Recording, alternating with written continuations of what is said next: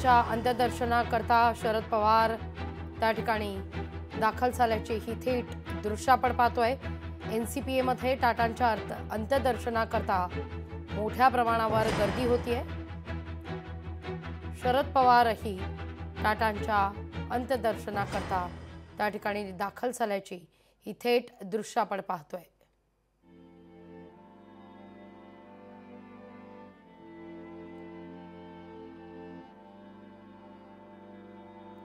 शरद पवार यांनी रतन टाटा यांच्या पार्थिवाचं अंत्यदर्शन घेतलेलं आहे।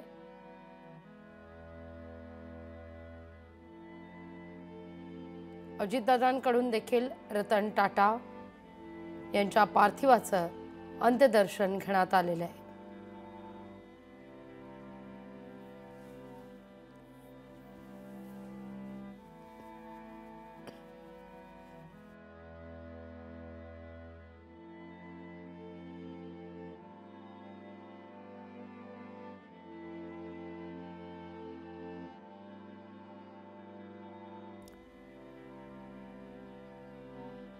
वृद्धापकाळानं रतन टाटा यांच्या निधनानंतर टाटा समूहातील कर्मचारी, राजकीय, सांस्कृतिक, औद्योगिक, क्रीडा अशा विविध क्षेत्रातील मान्यवर रतन टाटा यांच्या अंत्यदर्शनाकरता या ठिकाणी एनसीपीएत दाखल झाल्याची ही थेट दृश्य आपण या क्षणी पाहतोय।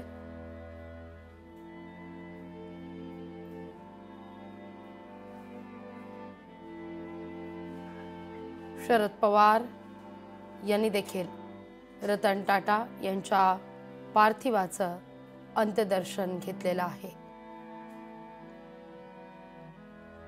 टाटा समूहातील अनेक कर्मचारी त्या ठिकाणी पोहोचलेले आहेत, तर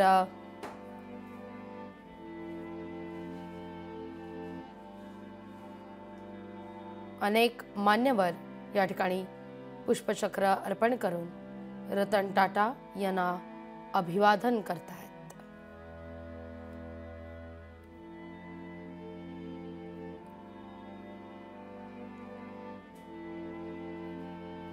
माणूस मन जपणारा खऱ्या अर्थानं बाप माणूस आज आपल्यातून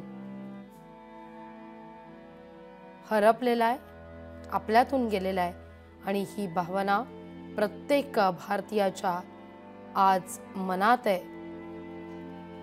प्रत्येक जण रतन टाटा यांना अभिवादन करण्याकरता एनसीपीएत दाखल होतोय। त्यांचं अखेरचं दर्शन या ठिकाणी घेण्याकरता टाटा समूहातील अनेक कर्मचारी देखील त्या ठिकाणी दाखल होत असल्याची ही थेट दृश्य आपण या क्षणी पाहतोय।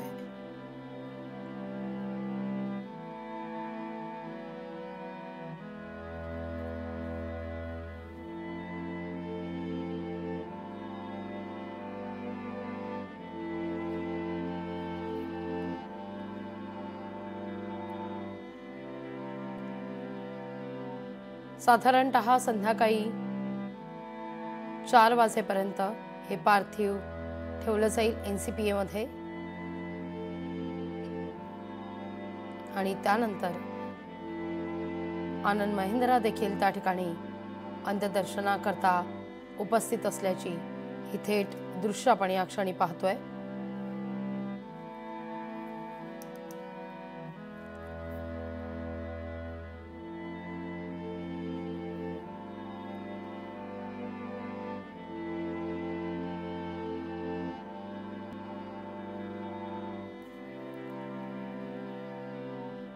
उद्योग सूर्याचा अस्त आज झालेला आहे आणि याच भावनेनं अनेक मान्यवर या ठिकाणी उपस्थित, कुमार मंगलम बिर्ला देखील या ठिकाणी उपस्थित रतन टाटा यांना आदरांजली वाहण्याकरता बिर्ला समूहाचे सर्वेसर्वा कुमार मंगलम बिर्ला हे देखील त्या ठिकाणी आता अंत्यदर्शनाकरता उपस्थित असल्याची ही थेट दृश्य आपण या क्षणी पाहतोय।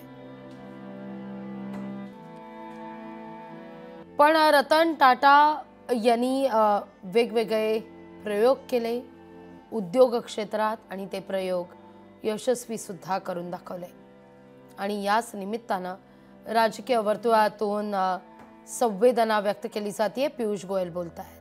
मुझे याद है कई वर्षों पहले, शायद 15 साल पहले की बात है, एक कुछ युवा डॉक्टरों ने मिलके एक अस्पताल शुरू करने की सोची संभाजी नगर में।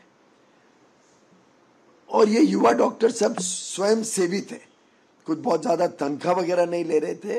वो अपनी सेवा देकर इस अस्पताल को शुरू करके चलाना चाहते थे। डॉक्टर हेडगेवार के नाम पे वो अस्पताल आज भी लाखों लोगों की सेवा कर रहा है हर वर्ष।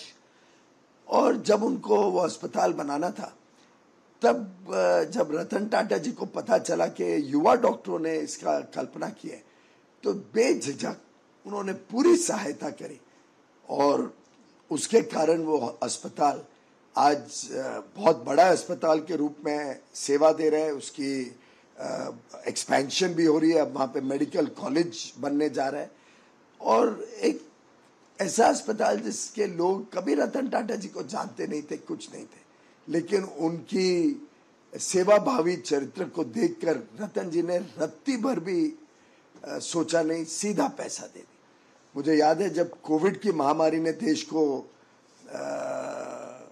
इतने तकलीफ में डाला, तब हमारी एक बातचीत चल रही थी कैसे भारत के उद्योग जगत के लोग कर सकते हैं। तो रतन टाटा जी ने एक मिनट झिझक नहीं की, सीधा कहा कि टाटा ग्रुप 1500 करोड़ रुपए कोविड की लड़ाई के लिए सरकार के साथ जुड़ के खर्चा करेगा, बिना कुछ वापस सामने किसी प्रकार का कोई कंडीशन रखे।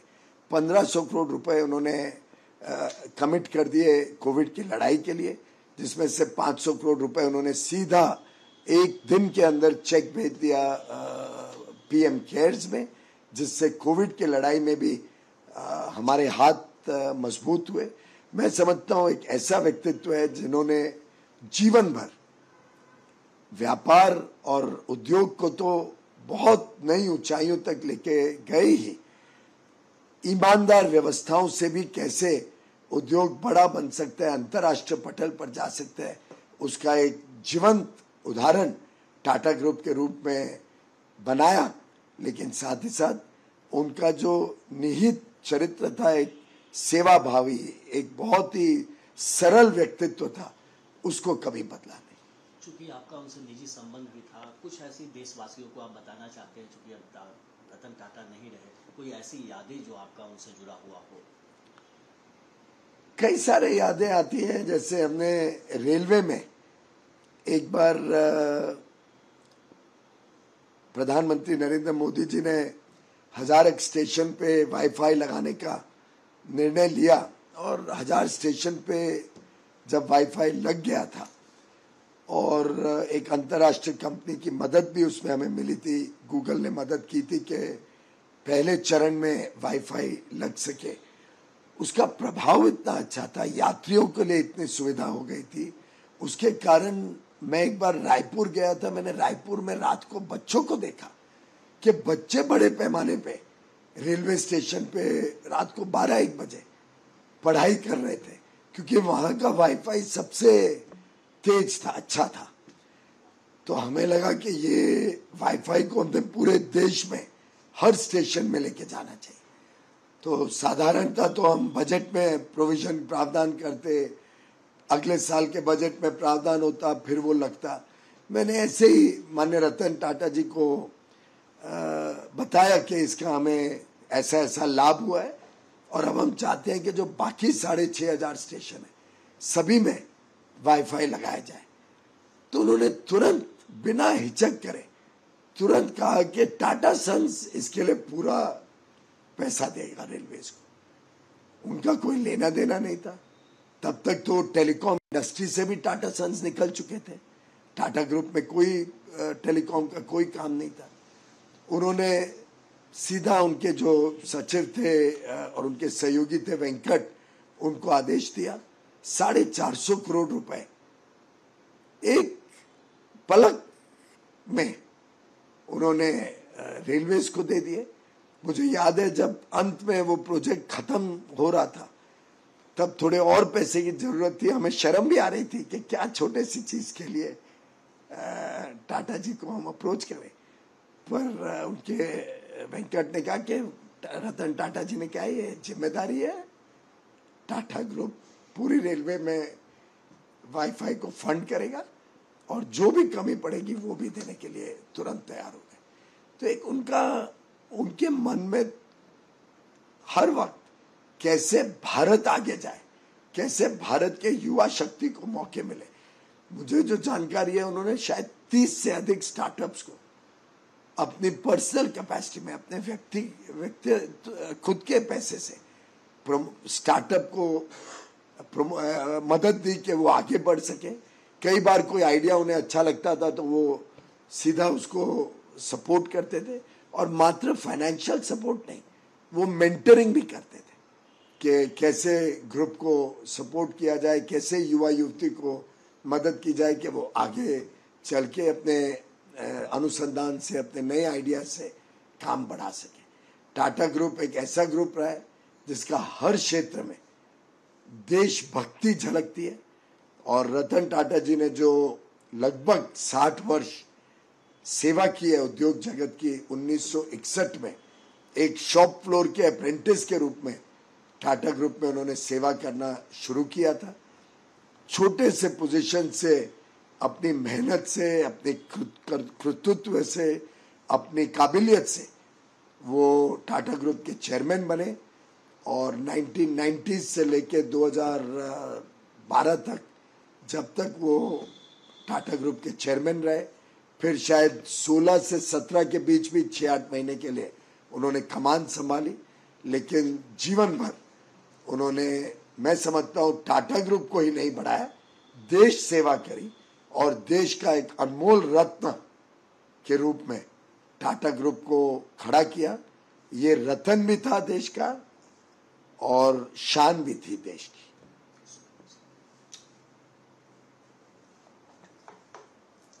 ये क्वेश्चन इंग्लिश में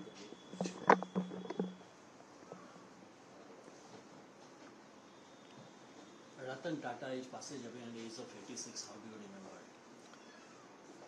I think Mr. Ratan Tata will always be remembered as a true son of the soil who took the India story to the world and brought the world's story to India. Tata Group, under his stewardship, under his leadership, grew from strength to strength, forayed into newer sectors. It became synonymous with the India growth story. So much so that he bought companies across the world, including companies as prominent as Chorus Steel or Tetley Tea or Jaguar Land Rover, taking the India story to the world. And through TCS, the Tata Consultancy Services, he brought India. ही थेट दृश्य आपण पाहतोय। रतन टाटा यांच्या पार्थिवाचं अंत्यदर्शन घेतलं जात आहे मुंबईच्या NCPA मधून। आजचे सर्व शासकीय कार्यक्रम देखील रद्द करण्यात आलेले आहेत। राज्याने एक दिवसाचा दुखवटा जाहीर केलेला आहे। या घटनेनंतर राज ठाकरे यांनी केलेलं ट्विट सध्या चर्चेत आहे। पाहूया आपण राज ठाकरे यांनी रतन टाटा यांच्या निधनानंतर काय ट्विट केलेलं आहे। जवळपास 156 वर्षांची परंपरा असलेल्या एका उद्योग समूहाला ज्यांना खऱ्या अर्थाने 21व्या शतकात आणलं आणि टाटा ही नाममुद्रा ज्यांनी जगभर नेली, ती रतन टाटांनी कॉफी पासून हातातल्या घड्याळापर्यंत ते जगातील सगळ्यात मौल्यवान IT कंपनी TCS बनवण्यापर्यंत ते ब्रिटिशांचा मानबिंदू असणारी जॅग्वार आणि लँड रोवर कंपनी ताब्यात घेण्यापर्यंत अनेक सीमोल्लंघनं रतन टाटा यांनी साध्य केली. स्वतःचं छोटेखानी घर असावं हे प्रत्येक भारतीयाचं स्वप्न हे हेरून टाटा हाऊसिंगची सुरुवात करणारे रतन टाटाच आणि प्रत्येक भारतीयाला परवडेल अशी नॅनो गाडीच्या निर्मितीची स्वप्न वास्तवात उतरवणारे ही टाटाच. रतन टाटांची अजून एक गोष्ट मला प्रचंड आवडायची आणि ते म्हणजे त्यांचं श्वानप्रेम. आमच्यातली ही एक समानता. रतन टाटांना त्यांच्या दातृत्वाचा गौरव करणारा एक खूप मोठा सन्मान लंडनमधल्या बकिंगहॅम राजवाड्यात होणार होता, पण अगदी ऐनवेळी त्यांनी त्यांचा कार्यक्रम रद्द केला, कारण त्यांच्या 2 श्वानांपैकी एक खूप आजारी होता. रतन टाटा माणूस म्हणून किती मोठे होते हे या उदाहरणातून जाणवतं. आज मी एक ज्येष्ठ मित्र गमावलाय याचं दुःख अतीव आहे, पण एकूणच भारतानं कदाचित शेवटचा असा कर्तृत्ववान तरीही निर्लेप राहिलेला उद्योजक गमावलाय हे त्याहून मोठं दुःख आहे. Raj Thackeray.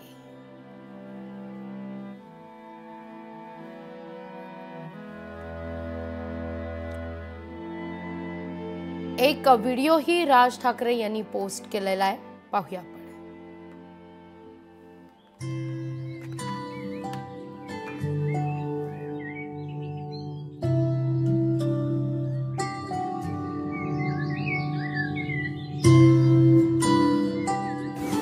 It became very clear that cities need to have parks like this if they can, because it enables the citizens to have a place to go out and to be with nature. And I compliment Mr. Raj Thakre that I hope this will become a showcase for other cities in India to see what can be done and how to make sure that we don't, in making a park, don't encroach further on the air we breathe, but give more oxygen, more greenery, more sense of being near water than they have otherwise. So I think it's one of the greatest gifts that one could do to the citizens of Nasik to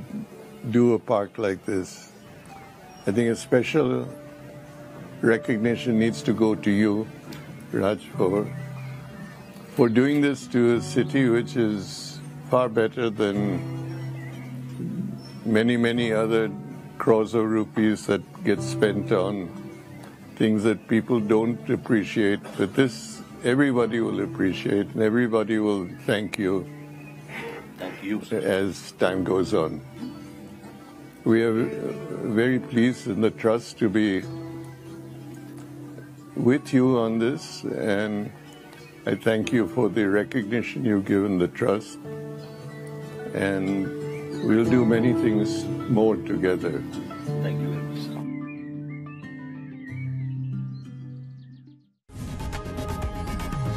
लोकशाही मराठी ऐका, पहा, जागरूक रहा.